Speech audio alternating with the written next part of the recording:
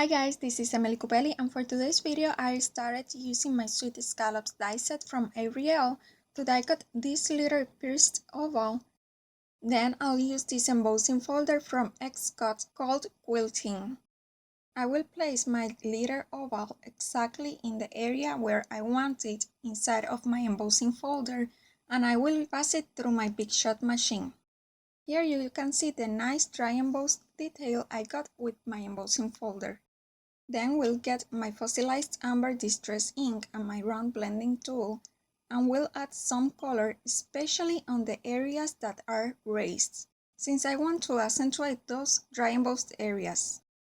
I will be passing it through my Big Shot machine again, and those raised areas are going to flatten out a bit, so the color is what we'll really see at the end on those stitch lines I have right now.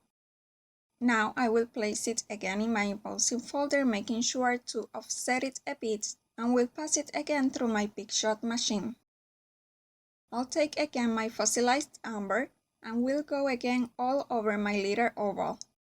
I am trying to add the ink especially on top of those embossed lines, as well as around my pineapple to add some dimension. Anyhow, I want all of my lines to look the same, so that is why I am adding my distress ink right now, so that they all look like a dark orangey yellow. Now I will take this flower punch from Fiskars and I will punch out some flowers out of my light green cardstock. I am using some textured cardstock from American Crafts in pastels. Here I will cut some of the petals out of my flowers to make them look like the leaves in the pineapples. If you do not have this particular punch, you can use any other similar punch or die cut. It can be in a flower shape or even in a leaf shape. Just play around with the supplies you already have and you probably can make something very similar to this.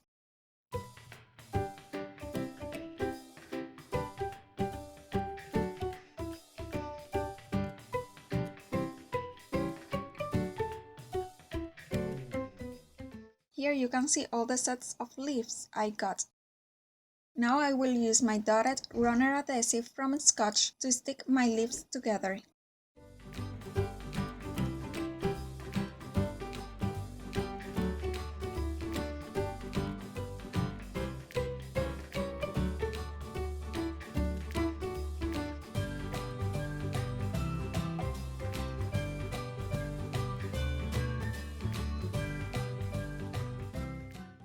And here I want to show you that you can leave it as simple as you want and use as many leaves as you want.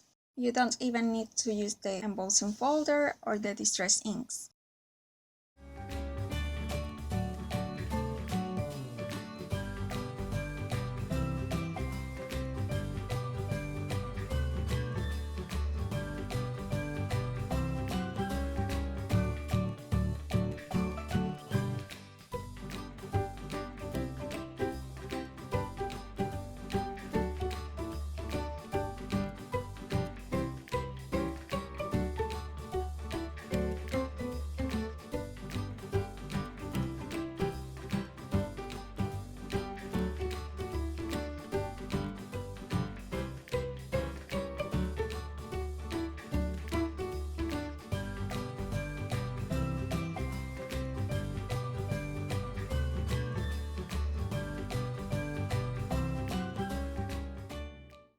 Since I wanted the green areas to have basically the same look than the yellow ones, I used my distress ink in the leaves as well. For this I am using the Forest Moss distress ink and another round blending tool. If you want to use it in a card, you don't have to worry about how the back of your pineapple looks. But since I want to use it in a paper clip, I decided to add another leaf to that top leaf I have there to add more stability. Also, I am using another whole flower to cover up a bit more of the back.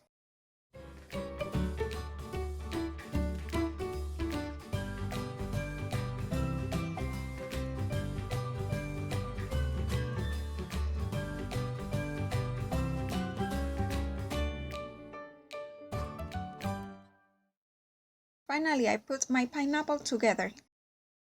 I'm also gonna use another glitter oval on the back of my pineapple.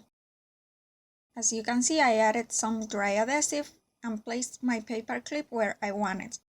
I used a little squared foam tape, but I suggest you to use a thinner foam tape than I used. Probably the Scotch tape would have been a better choice.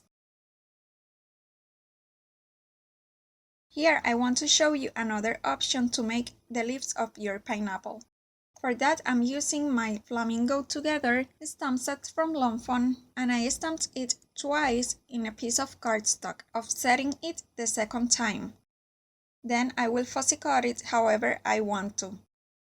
Since those leaves ended up a bit too small for my yellow oval, I decided to trim my yellow oval along the pierced line. That way it is a bit smaller and looks more in proportion with the leaves. That last pineapple I made looks a little more whimsical and wonky, but I still like it a lot. Since this last pineapple is more flat, it's perfect to use inside of your planner, or even in a card if you prefer.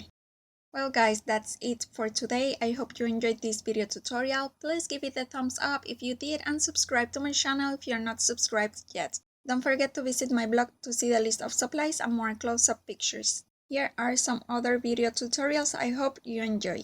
Thank you so much for watching and I'll see you next time. Bye!